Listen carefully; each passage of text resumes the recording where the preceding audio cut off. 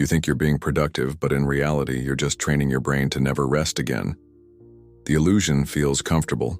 Spreadsheets filled, schedules meticulously packed, daily goals crossed off like battle scars. But too much productivity can be the most silent form of self-sabotage. It's the soldier who thinks he's conquering territory, but doesn't realize he's digging his own trench. The world taught you that being constantly busy is a sign of worth, but that's a programmed lie meant to keep you tired and predictable. When your mind has no space to wander, it loses the ability to create and question. The focus you believe you're strengthening is actually dissolving into 1,000 useless microtasks. You run, but you don't move forward. Every notification you answer, every checkmark on your list, feeds the addiction to instant dopamine and slowly kills deep concentration. The system loves it, a tireless worker, but mentally harmless. The cure? Learning to do less but with absolute presence. And that, for the system, is subversive. The first assassin of your focus is the overpacked schedule as a badge of worth. You fill every minute of your day as if emptiness were a crime. But a calendar with no breathing room isn't a sign of discipline, it's a sign of fear. Fear of facing your own mind without tasks to mask the silence. It's the soldier firing rounds into the wind just to avoid admitting he doesn't know where the enemy is. At first, it feels like you're advancing. Meetings, appointments, hourly goals. But this non-stop marathon destroys your ability to enter a flow state. The mental space where thought deepens and creativity expands. Focus isn't born in excess. It needs dead zones, territories of strategic inactivity. The system knows that if you stop to think, you might start seeing the cracks in the fortress. That's why your weapon now is simple. Every day, protect 1 full hour of absolute emptiness in your schedule. No phone, no screen, no obligation. Just you and the initial discomfort until it transforms into clarity. The second habit that pretends to be a virtue is immediate response to everything. Email, message, notification. You act like a paranoid sentry, unable to let a single signal pass without reacting. The feeling is control, but it's the perfect trap.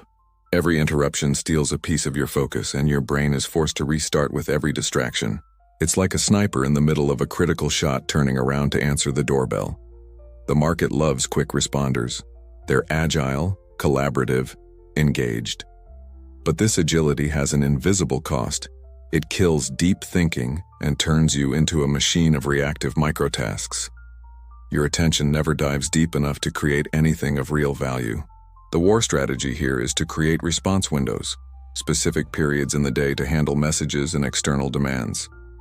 Outside those times, defense mode is absolute. Notifications off, phone away, and the discipline to protect your mental field as if it were sacred territory. Whoever controls when they respond controls the war.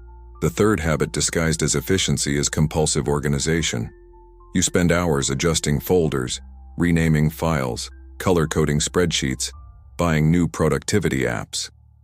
With every new system you create, you feel the false high of putting your life in order. But it's all a sophisticated theater of procrastination. It's like a soldier spending the entire day polishing his weapon without ever stepping onto the battlefield. This obsession with the visual perfection of work is just a way to delay the moment you have to face the real task, the one that demands raw mental effort and deep focus.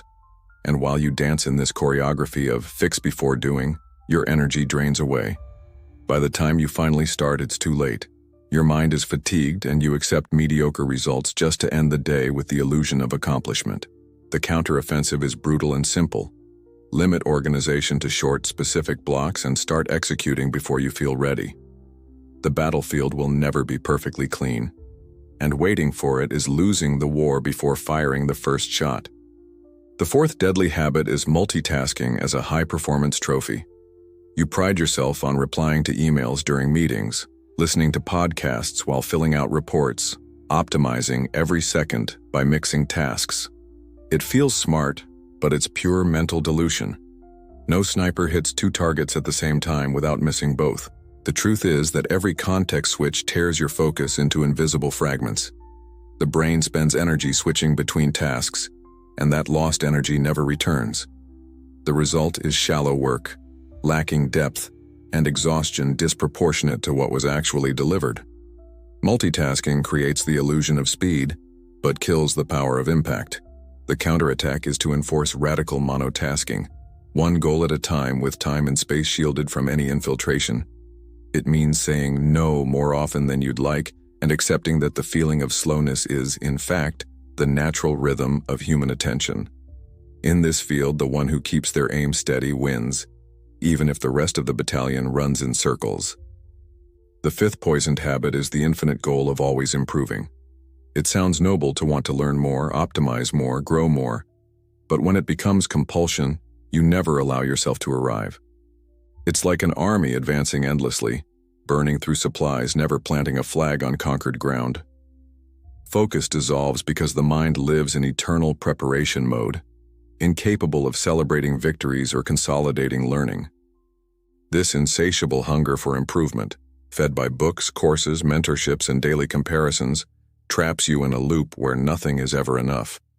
You trade execution for accumulation, action for expectation, and the system loves it. The more you chase the ideal version of yourself, the less dangerous you are in the present. The final strike against this cycle is to set points of arrival. Clear deadlines and milestones where you stop, evaluate, celebrate, and only then decide the next move. It's not about stopping growth, but about planting flags and defending the territory you've already won. Today, choose one area of your life and declare the mission complete, at least for a while. Now stand up, shut everything down, and guard the next hour as if it were sacred territory. When you return, return to attack, and when you attack, attack to win.